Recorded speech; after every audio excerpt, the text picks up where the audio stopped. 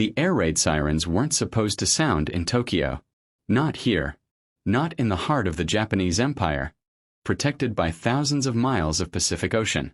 Yet on April 18, 1942, at 12:30 in the afternoon, Lieutenant Colonel Takeshi Nakamura stood frozen on the steps of the Imperial Palace, watching something impossible unfold above him. American B-25 bombers, flying over Tokyo, at rooftop level. His teacup slipped from his fingers and shattered on the stone steps. Around him, shopkeepers, schoolchildren, and office workers stood paralyzed, their faces turned skyward. The thunderous roar of American engines drowned out everything else.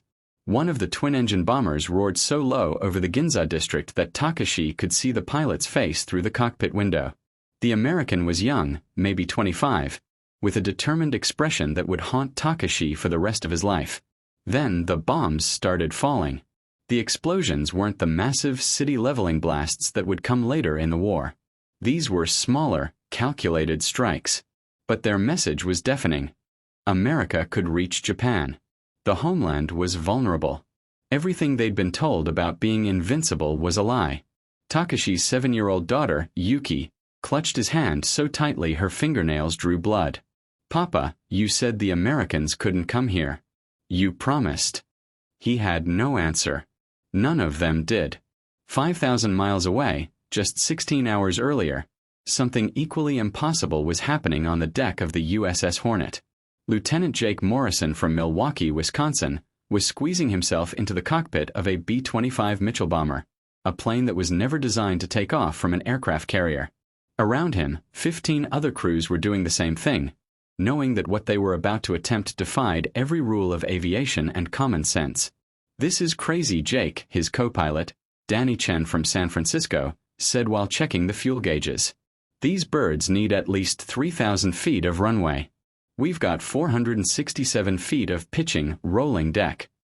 Jake adjusted his goggles and looked down the carrier's flight deck.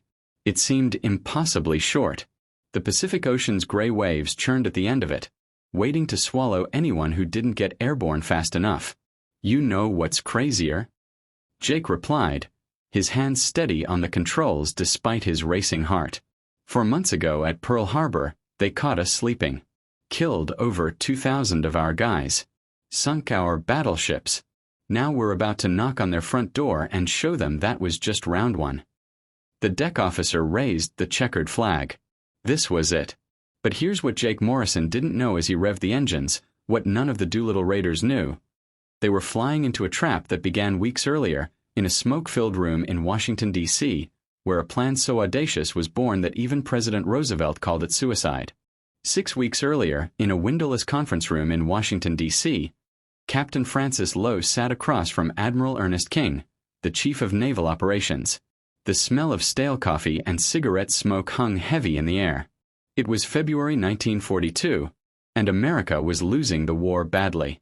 "Sir, I have an idea," Lowe said, his voice barely steady. "It's going to sound insane."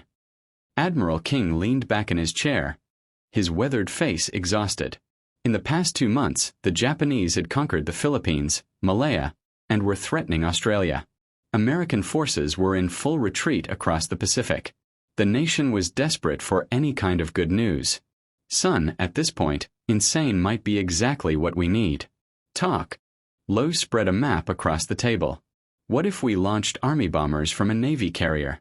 Fly them straight to Japan, bomb Tokyo, and prove to the American people and the Japanese that we can strike back." King stubbed out his cigarette. "Army bombers? From a carrier? Have you lost your mind? Those birds need thousands of feet of runway." "B-25 Mitchells, sir.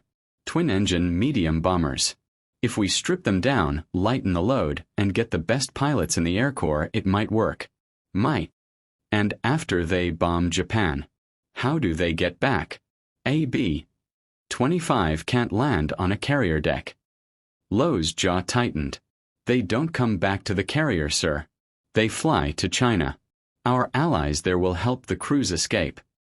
The room fell silent. King understood immediately what Lowe wasn't saying. This was likely a one-way mission for many of these men. "Get me someone crazy enough to lead it," King finally said. That someone was Lieutenant Colonel James "Jimmy" Doolittle, a 55-year-old aviation pioneer who held a doctorate in aeronautics from MIT. When they offered him the mission, he didn't hesitate. 3 weeks later, at Eglin Field in Florida, Jake Morrison met Jimmy Doolittle for the first time. Jake was 26, a farm kid from Wisconsin who'd learned to fly crop dusters before joining the Army Air Corps. He'd volunteered for a dangerous mission, without knowing any details. Doolittle stood before 80 hand-picked airmen in a humid hangar.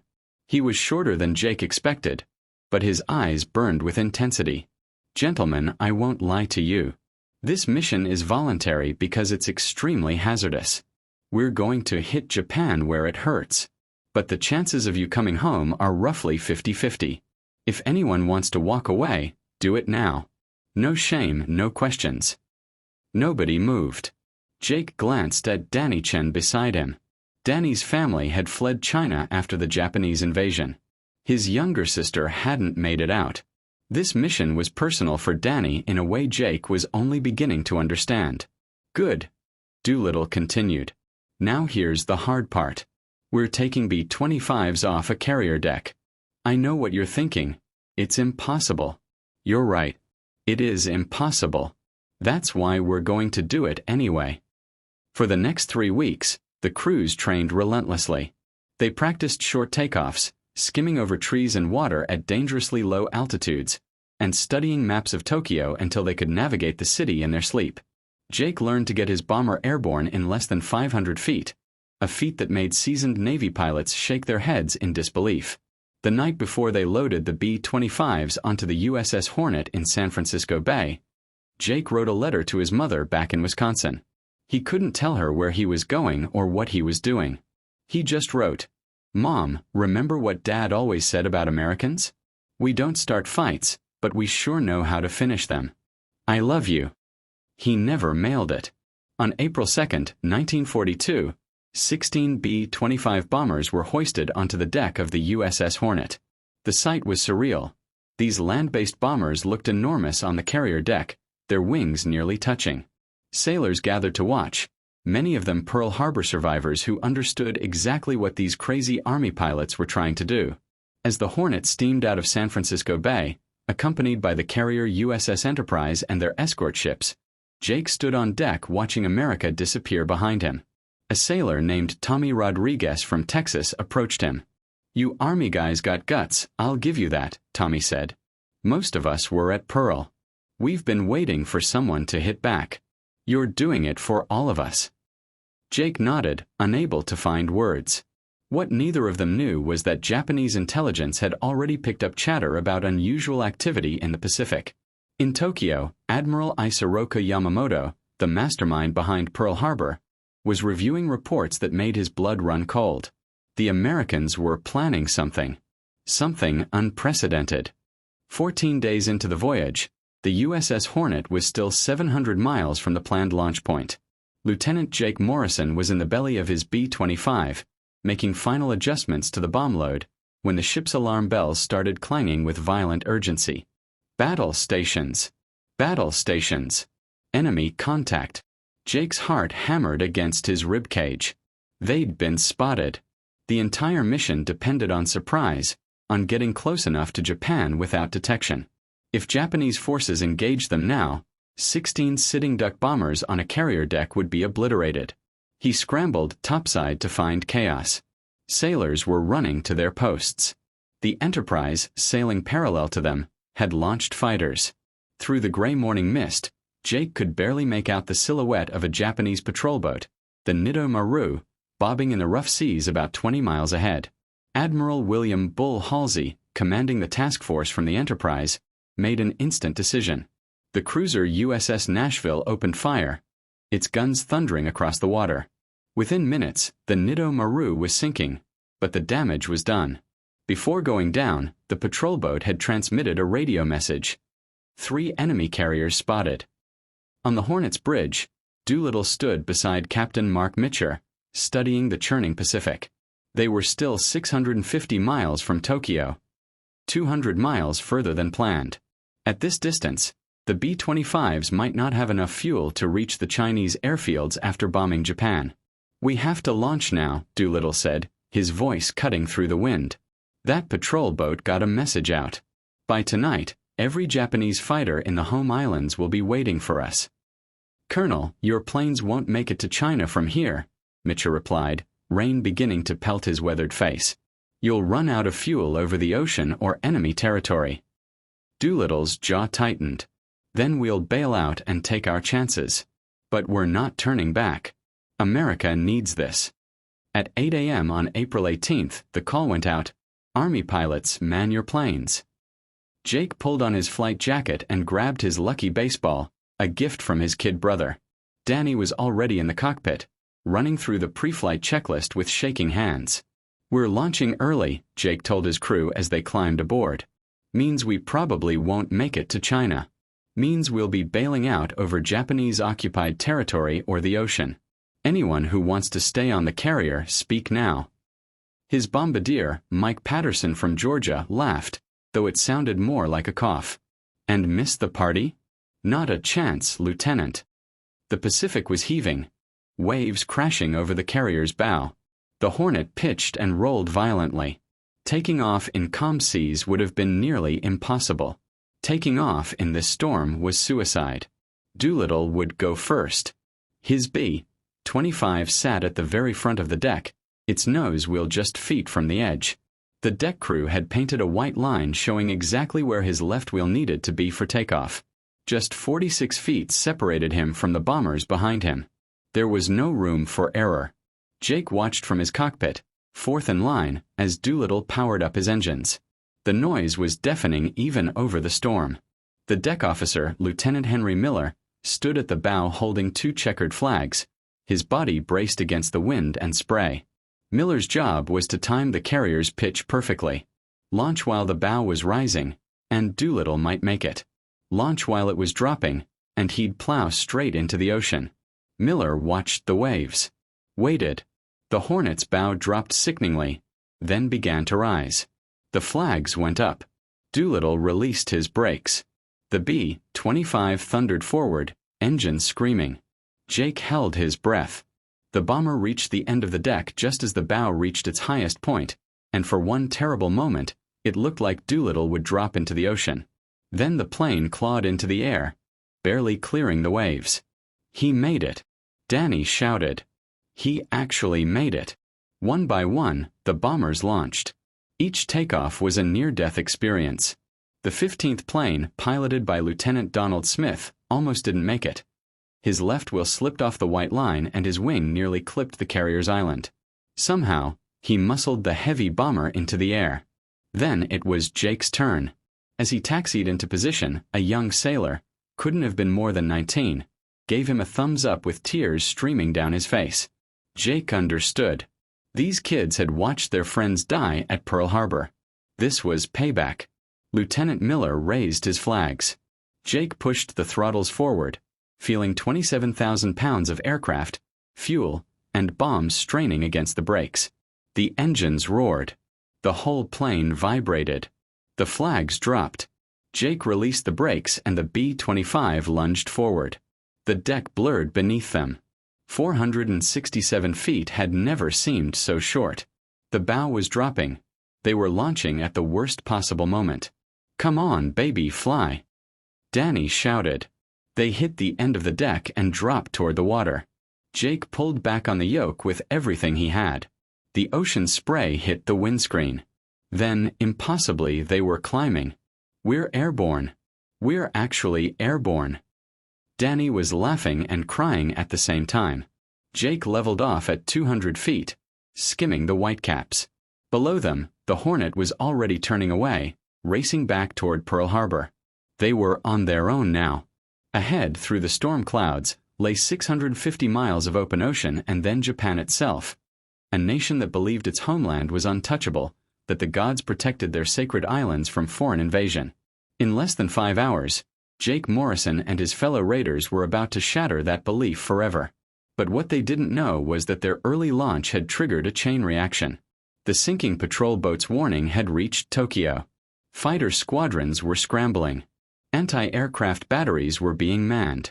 And in the Imperial Palace, Military commanders were having a heated argument that would determine whether the raiders flew into an ambush or achieved the impossible. If you're watching from somewhere in the world right now, drop a comment and let us know where you are. Are you watching from America? Britain? Somewhere else?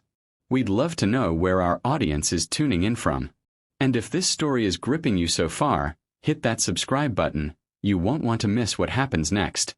In the Imperial Palace War Room in Tokyo, Lieutenant Colonel Takeshi Nakamura stood at attention as senior officers debated the patrol boat's warning. The ornate room, with its ancient scrolls and ceremonial swords on the walls, felt suffocating despite its size. 3 American carriers, 600 miles out, General Sugiyama said, studying the map. They're planning a strike, but no carrier-based aircraft can reach Tokyo from that distance. Even their longest-range fighters would fall into the sea before getting here. Admiral Yamamoto, the brilliant strategist who'd planned Pearl Harbor, wasn't so sure. He'd lived in America, studied at Harvard, and understood American ingenuity in a way his colleagues didn't. Don't underestimate them, he warned. They're desperate. Desperate men attempt the impossible. Respectfully, Admiral, it is impossible, another officer insisted. Our homeland is protected by geography itself. They would need land-based bombers to reach us, and those cannot launch from carriers. Yamamoto's eyes narrowed. Cannot or have not. The room fell silent. Sound the air raid warnings, Yamamoto ordered. Scramble the fighter squadrons. If I'm wrong, we've wasted fuel. If I'm right and we do nothing, we've lost something far more valuable than fuel. But the message took time to filter through the military bureaucracy. Tokyo was hosting air raid drills that very morning, purely for show to reassure citizens who'd been told they were completely safe from attack. Most commanders assumed Yamamoto was being overly cautious. Meanwhile, 650 miles away, Jake Morrison was discovering just how insane this mission really was. Flying at rooftop level over the Pacific, his B-25 was being battered by every gust of wind. Salt spray coated the windscreen. The fuel gauges were dropping faster than calculated. Danny was constantly checking their navigation, trying to account for the headwinds that were eating away at their range. Jake, at this rate, we'll be bone dry before we reach the Chinese coast, Danny said, his voice tight. We might have to ditch in the ocean or bail out over Japan. Then we bail out over Japan, Jake replied, his hands steady on the controls despite the fear coiling in his gut. But first, we deliver our payload. Through breaks in the clouds, they spotted the Japanese coastline. The sight made Jake's mouth go dry. They were actually doing this. Actually attacking the nation that had seemed invincible just 4 months ago. Stay low, Jake commanded. Under their radar. They skimmed over fishing boats whose crews looked up in shock. Some waved, thinking they were Japanese planes on a training exercise. The American markings on the wings were impossible to see at that angle and speed. At 12:15 p.m., Tokyo appeared on the horizon. The city sprawled before them, enormous and undefended. No fighter planes rose to intercept them. The anti-aircraft batteries sat silent. Takeshi Nakamura's daughter, Yuki, was at that very moment walking home from school with her friends, laughing about a story their teacher had told. Jake's bombardier, Mike, armed the bombs. Targets in sight. Industrial district, just like we briefed. Remember, we're hitting military and industrial targets only, Jake said. No hospitals, no schools. Roger that. The other raiders were spread across the sky, each assigned different targets. Aircraft factories, oil refineries, military barracks. Doolittle's plane had already hit its targets and was racing toward China. Now it was Jake's turn. They roared over Tokyo at 300 feet, so low that people on the streets could see Jake's face through the cockpit window. That's when the air raid sirens finally started to wail. Too late. Bombs away. Mike shouted. Jake felt the aircraft lighten as the bombs dropped. He banked hard, looking back to see explosions blooming in the industrial district. Black smoke rose into the clear spring sky. All across Tokyo, similar scenes were unfolding. 16 bombers, each carrying 4 500-pound bombs, struck with devastating psychological impact. The physical damage was relatively minor. A few factories damaged, a handful of casualties. But the psychological damage was catastrophic. On the palace steps, Takeshi watched the impossible unfold. His daughter's question echoed in his mind. "Papa, you said the Americans couldn't come here." Around him, Tokyo was in chaos. People ran for shelters. Police officers shouted contradictory orders. And overhead, American bombers flew with impunity, proving that everything the military had promised was a lie. In the war room, General Sugiyama's face had gone pale. How did they do this? Yamamoto stood perfectly still, his worst fears confirmed. They launched land-based bombers from carriers. Something we declared impossible. He turned to his staff, his voice hard as steel. This changes everything. We can no longer assume the homeland is safe. We need to expand our defensive perimeter immediately. We need to capture Midway Island. That single sentence, born from the shock of the Doolittle Raid, would lead directly to the Battle of Midway 6 weeks later, the turning point of the entire Pacific War. But nobody knew that yet. Jake pushed his throttles forward, racing away from Tokyo at maximum speed. Behind him, the city's air defenses were finally coming alive, filling the sky with anti-aircraft fire. 30 minutes too late. "We did it," Danny was shouting. "We actually bombed Tokyo." But Jake's relief was short-lived. He glanced at the fuel gauges. The needles were hovering near empty. They'd never make it to the Chinese airfields. They'd be lucky to make it to the coast. "Start looking for a place to bail out," Jake told his crew, his voice calm despite the adrenaline screaming through his veins. "We're going swimming, boys." 3 hours later, as the sun began to set, Jake's B-25 was sputtering on fumes over Japanese-occupied China. The coastline had come and gone. They'd made it further than anyone expected, but not far enough. "That's it," Jake announced as the engines coughed. "Everyone to the rear. We're bailing out. Danny, you're first." His crew gathered their parachutes. Through the cockpit window, Jake could see mountains and forests below, darkening in the twilight. Somewhere down there, Japanese soldiers were hunting for them. Somewhere down there, Chinese resistance fighters might help them. It was all chance now. Danny clasped Jake's shoulder. "It was an honor, Lieutenant. Save the speeches. We're not dead yet." One by one, his crew jumped into the darkening sky. Jake was last. He set the autopilot to take the plane out over the water. No sense letting it crash into a Chinese village, and then he stepped into the howling wind. The parachute deployed with a jarring snap. Below him, he could see 3 other chutes scattered across the landscape. Then the forest rushed up to meet him, and Jake crashed through branches, hitting the ground hard enough to knock the wind from his lungs. He lay there for a moment, staring up at the stars appearing in the sky. They'd done it. They'd actually done it. They'd bombed Tokyo and survived. But survival was relative. Jake was alone in enemy territory, injured, with Japanese soldiers certainly searching for him. His war was just beginning. And back in Tokyo, as Takeshi Nakamura tucked his daughter into bed that night, Yuki asked him another question. "Papa, if the Americans can come here once, can they come again?" Takeshi had no answer, because he knew the truth that was slowly dawning on all of Japan. The Americans weren't just fighting back. They were only beginning to fight. Jake Morrison woke up to a rifle barrel inches from his face. The sun was barely up, filtering through the dense Chinese forest canopy. Every bone in his body ached from the parachute landing. His left ankle was swollen to twice its normal size. And now, 6 men surrounded him. But he couldn't tell if they were Japanese soldiers or Chinese resistance fighters. The man holding the rifle was older, maybe 50, with a weathered face and suspicious eyes. He barked something in Chinese that Jake couldn't understand. Jake slowly raised his hands, wincing at the pain in his ribs. "American," Jake said carefully. "I'm American. U.S. Army Air Corps." The men exchanged glances. One of them, younger with a scar across his cheek, knelt down and examined Jake's flight jacket. He found the small American flag patch sewn inside the collar, a detail Doolittle had insisted on for exactly this situation. The older man's expression changed instantly. He lowered his rifle and broke into a gap-toothed smile, saying something rapid-fire in Chinese.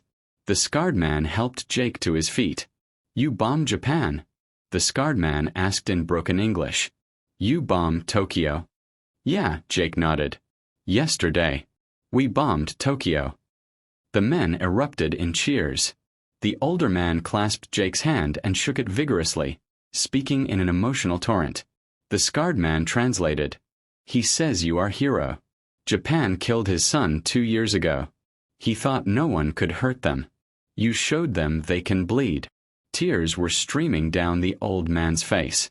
Over the next 3 days, these Chinese resistance fighters guided Jake through the mountains, avoiding Japanese patrols that were frantically searching for the American raiders.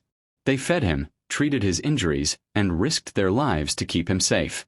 Jake learned that his crew had scattered across miles of terrain. Mike, his bombardier, had been captured by Japanese forces. Danny, his co-pilot, had been found by different resistance fighters 20 miles south. The other raiders were spread across China, each with their own desperate story of survival. What Jake didn't know was that the Japanese military, enraged by the raid, was taking brutal revenge on the Chinese civilians who'd helped the Americans. In the coming months, Japanese forces would kill an estimated 250,000 Chinese civilians in retaliation. Entire villages would be burned. The price of the Doolittle Raid would be paid in innocent blood. But in that moment, as the old man shared his meager rice ration with Jake, all Jake could feel was gratitude and an overwhelming debt he could never repay. Back in Tokyo, Lieutenant Colonel Takeshi Nakamura was facing his own reckoning. He'd been summoned to the Imperial Palace for an emergency meeting of military commanders. The mood was dark and dangerous. General Sugiyama was pacing like a caged tiger, his face red with fury and shame. 16 bombers, Sugiyama spat. 16 American bombers flew over our sacred capital, dropped their bombs and escaped. Our vaunted air defenses failed completely. Our intelligence failed. We were humiliated in front of the entire nation. Admiral Yamamoto stood at the map table, his expression grave. The question isn't what happened. We know what happened. The question is what it means. It means the Americans are more capable than we assessed, another officer suggested carefully. No, Yamamoto said quietly. It means something far more dangerous. It means they're willing to sacrifice themselves to hurt us. Those pilots knew it was likely a one-way mission. They came anyway. That kind of determination. He paused, choosing his words carefully. That kind of determination cannot be defeated by force alone. Takeshi listened in silence, remembering the young American pilot's face he'd seen through the bomber's cockpit window. Determination. That's exactly what he'd seen there. Not hatred, not rage. Just an iron determination to complete the mission regardless of cost. "We need a decisive victory," Sugiyama declared. "Something that will break their spirit the way they've attempted to break ours. I propose we strike Midway Island, capture it, destroy their remaining carriers, and force them to negotiate peace." Yamamoto nodded slowly, though something in his eyes suggested doubt. "Midway it is, then. We'll draw out their remaining carriers and annihilate them. But gentlemen, don't underestimate the Americans. They've just shown us they're far more dangerous wounded than we ever imagined." The meeting ended. As Takeshi walked through the palace gardens, he passed a group of schoolchildren being led in patriotic songs about Japan's invincibility. He wanted to tell them the truth, that invincibility was an illusion, that the Americans had shattered it in broad daylight. But he said nothing. That evening, he sat with Yuki while she did her homework. She was drawing a picture of an airplane with crayons. "Is this what the American planes looked like, Papa?" she asked, holding up her drawing. "Yes, sweetie. Something like that. They were very brave to come here, weren't they? Even though they knew we'd try to shoot them down." Takeshi stared at his daughter, surprised by her wisdom. "Yes, Yuki. They were very brave. Are we going to be brave too, when they come back?" The question hung in the air. Because they would come back. Takeshi knew it with absolute certainty. The Doolittle Raid wasn't an ending. It was a beginning. The Americans were telling Japan, "We can reach you. We will reach you. And we're only getting started." 6,000 miles away, in a hospital in China, Jake Morrison was finally reunited with Danny Chen and 2 other members of his crew. They'd all made it out alive, though Mike Patterson was still missing, captured somewhere by Japanese forces. An American intelligence officer, Major James Thompson, arrived to debrief them. He was a serious man with tired eyes, but when he shook Jake's hand, there was genuine emotion in his grip. "You boys have no idea what you've accomplished," Thompson said. "The news just broke back home. The whole country is celebrating. After months of nothing but defeats and bad news, you gave America hope. You showed them we could hit back. What about the others?" Jake asked. "The other crews?" Thompson's expression darkened slightly. "Most made it to safety. A few were captured. We're doing everything we can to get them back." He paused. "But Lieutenant, there's something else you need to know. The raid changed everything. The Japanese high command was so rattled that they're planning something big. Our intelligence suggests they're going to attack Midway Island, trying to draw out our carriers for a decisive battle." Danny sat up straighter despite his injuries. "When?" "Soon. Maybe 6 weeks. And when that battle happens, it's going to determine the outcome of this entire war." Jake looked out the window at the Chinese countryside, thinking about the old man who'd saved his life, the villages that would suffer Japanese retaliation, and the young American pilot's face that Takeshi Nakamura had seen through the cockpit window. What would you have done if you were in Jake's position? Knowing the mission was probably one way, knowing innocent people might suffer in retaliation, but also knowing your country desperately needed a victory. Would you have gone? Drop your thoughts in the comments below. We'd love to hear from you. And if you're finding this story as gripping as we hoped, this is the perfect time to hit that like button and share this video with friends who love real history told like you've never heard it before. Now let's continue, because the consequences of the Doolittle Raid are about to reshape the entire Pacific War. 6 weeks later, on June 4, 1942, Lieutenant Colonel Takeshi Nakamura stood on the bridge of the aircraft carrier Hiryu, part of the massive Japanese fleet converging on Midway Island. The morning sun glinted off the Pacific, and the mood among the officers was confident, almost cocky. "This time we'll finish them," Commander Yamaguchi said, scanning the horizon with binoculars. 4 carriers against their 2 or 3. We'll sink what's left of their fleet and they'll have no choice but to surrender. But Takeshi couldn't shake the unease that had plagued him since the Doolittle Raid. He kept thinking about what Admiral Yamamoto had said. The Americans were willing to sacrifice themselves. That kind of enemy didn't surrender easily. "Commander," Takeshi said carefully, "what if they know we're coming?" Yamaguchi laughed. "Impossible. Our intelligence is certain they think we're attacking the Aleutian Islands. Midway will be a complete surprise." What the Japanese didn't know was that American codebreakers had cracked their naval codes. Admiral Chester Nimitz knew exactly where the Japanese fleet was heading, exactly when they'd arrive, and exactly how many ships they'd bring. The hunters were about to become the hunted. At that very moment, 3 American carriers, the Enterprise, Hornet, and Yorktown, lay in wait northeast of Midway, hidden beyond the horizon.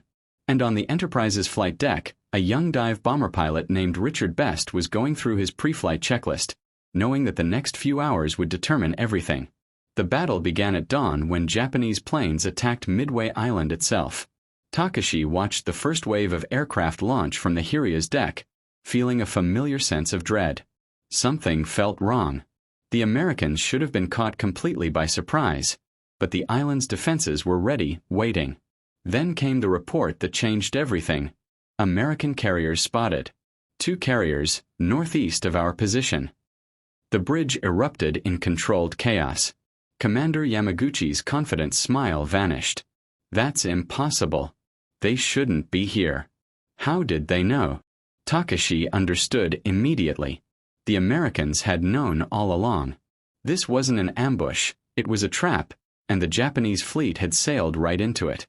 Admiral Nagumo, commanding the carrier strike force, made a fatal decision. He ordered the planes being armed for a second strike on Midway to be rearmed with torpedoes for attacking the American carriers. Bombs were hastily removed. torpedoes hastily attached. The carrier decks became cluttered with fuel lines, ammunition, and ordnance. Then the American dive bombers arrived. Takeshi was on deck when he heard the lookout's desperate scream.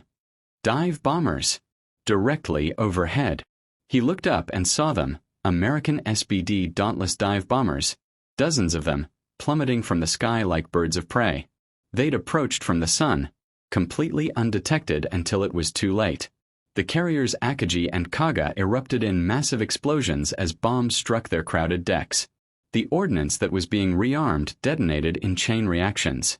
Within minutes, both carriers were burning funeral pyres. On the Hiryu, Takeshi watched in horror as the pride of the Japanese fleet died before his eyes. Then he heard the sound every sailor dreads, the whistle of bombs falling toward his own ship. "Brace for impact," someone screamed. The bombs missed the Hiryu by mere meters, sending up massive geysers of water that drenched the deck. But their sister carrier, the Soryu, wasn't so lucky. 3 bombs struck in quick succession, and she too became an inferno. In less than 6 minutes, 3 of Japan's 4 carriers at Midway were destroyed or mortally wounded. The same carriers that had attacked Pearl Harbor were now burning wrecks. The battle that was supposed to break American resistance had turned into Japan's worst naval disaster. Takeshi stood amid the chaos, salt spray and smoke stinging his eyes, and finally understood what Admiral Yamamoto had tried to warn them about. The Doolittle Raid hadn't just embarrassed Japan, it had provoked them into overreaching, into seeking a decisive battle before they were ready, into underestimating an enemy who refused to give up.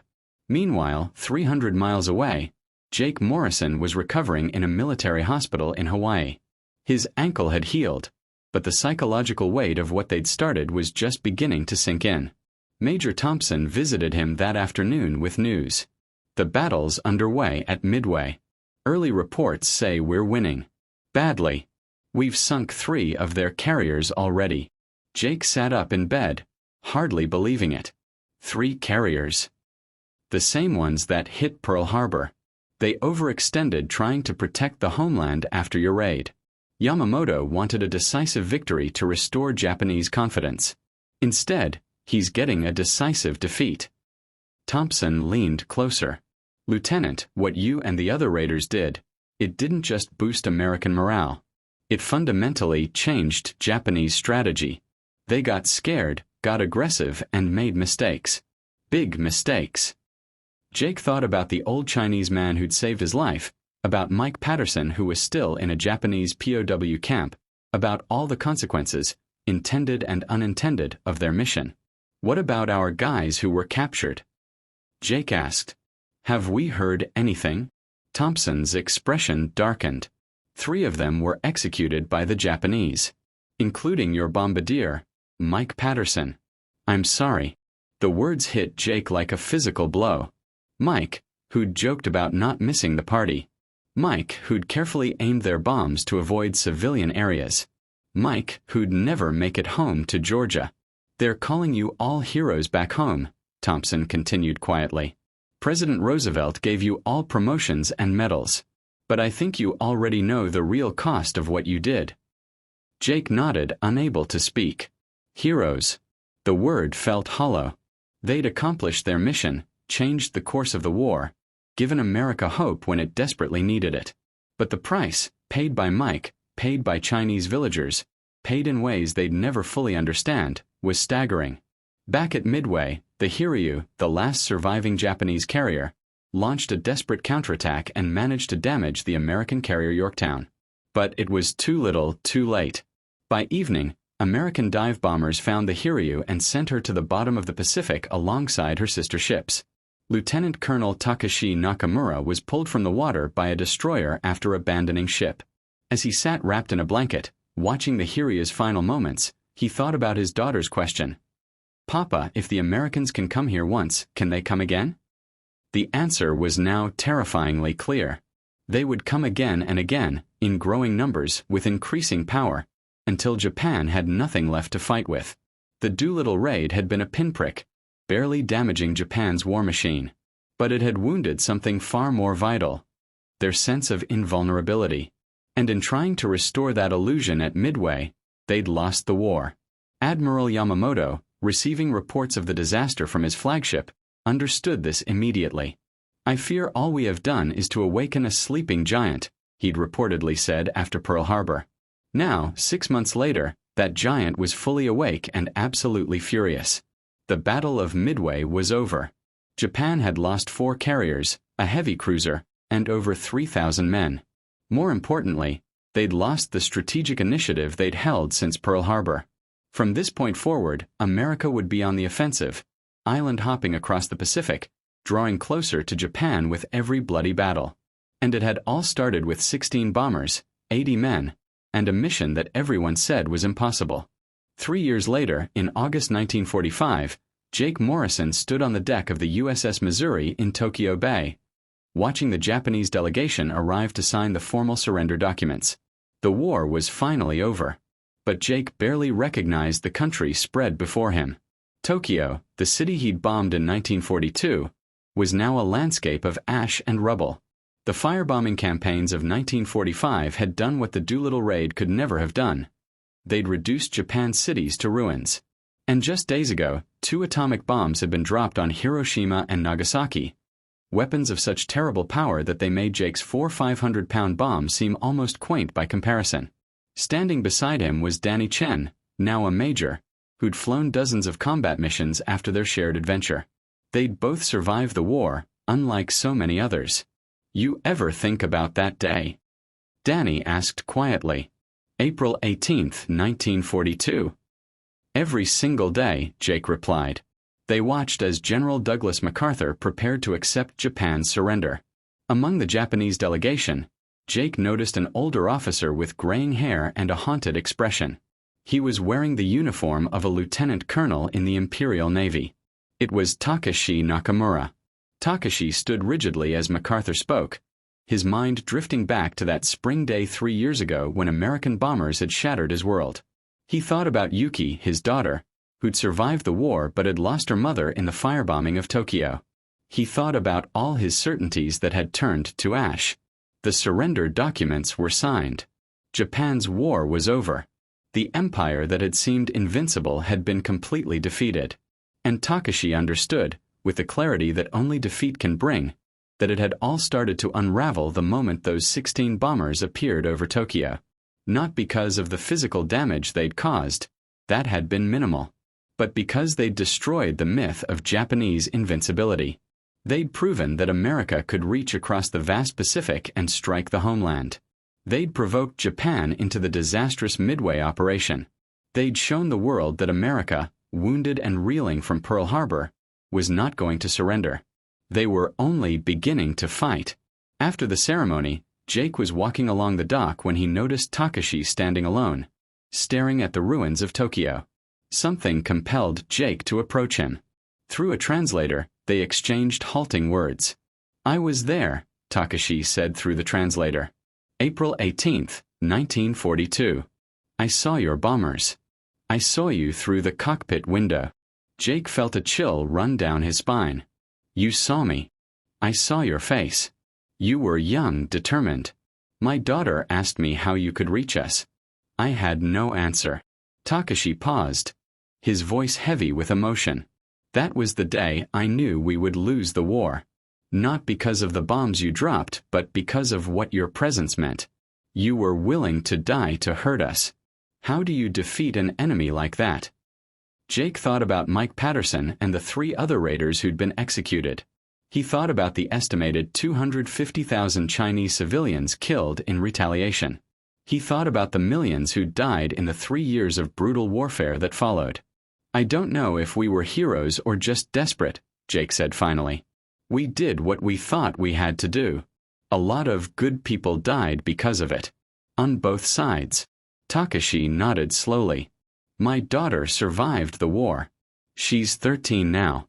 She still asks questions I cannot answer. But she's alive, and there's peace now. Perhaps that's enough." They stood in silence for a moment, 2 men on opposite sides of history's bloodiest war, connected by a single morning when the impossible became real. Later that evening, Jake sat alone in his quarters, writing a letter home to Wisconsin.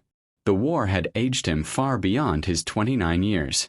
He'd been promoted to colonel, decorated with the Medal of Honor, and hailed as a national hero.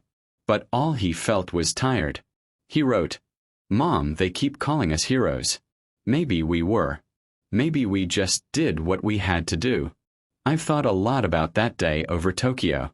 80 men on 16 planes, doing something everyone said was impossible.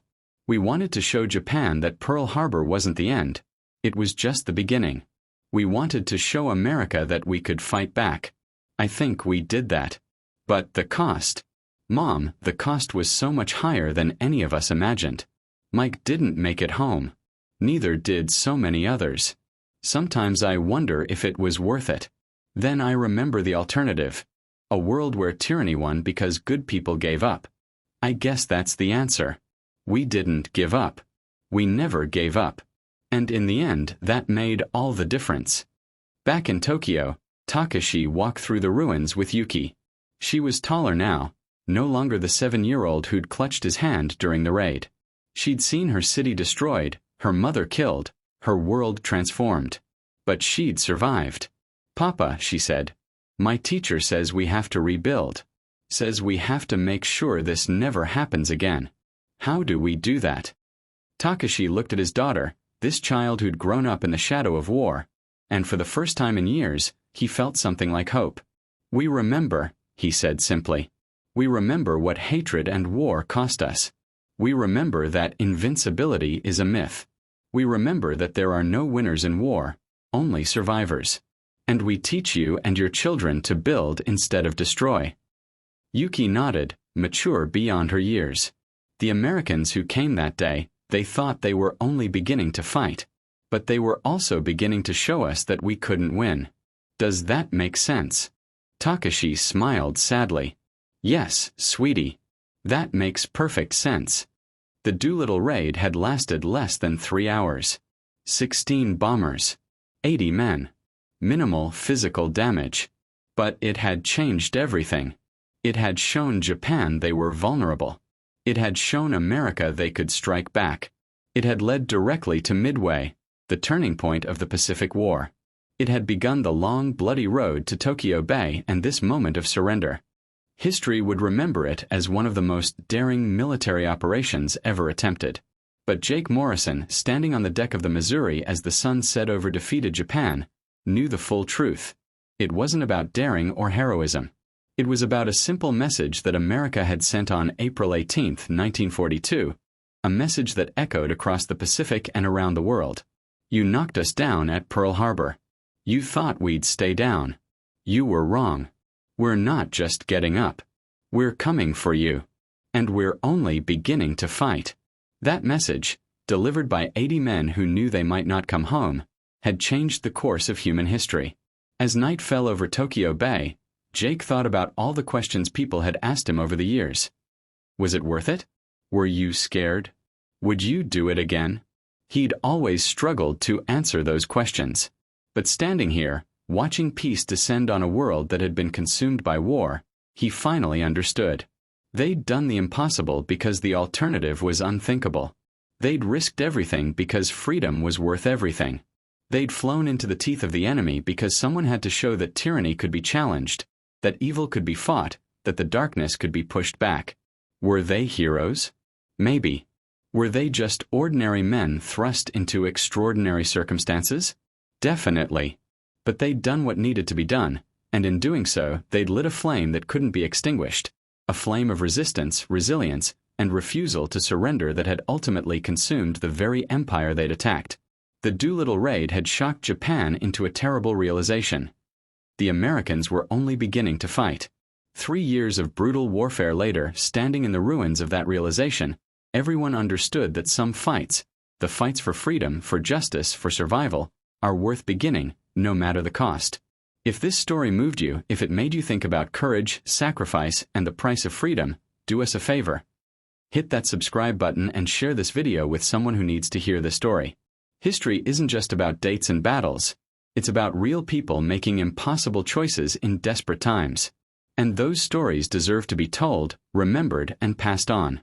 Thanks for watching, and never forget. Ordinary people can do extraordinary things when the moment demands it.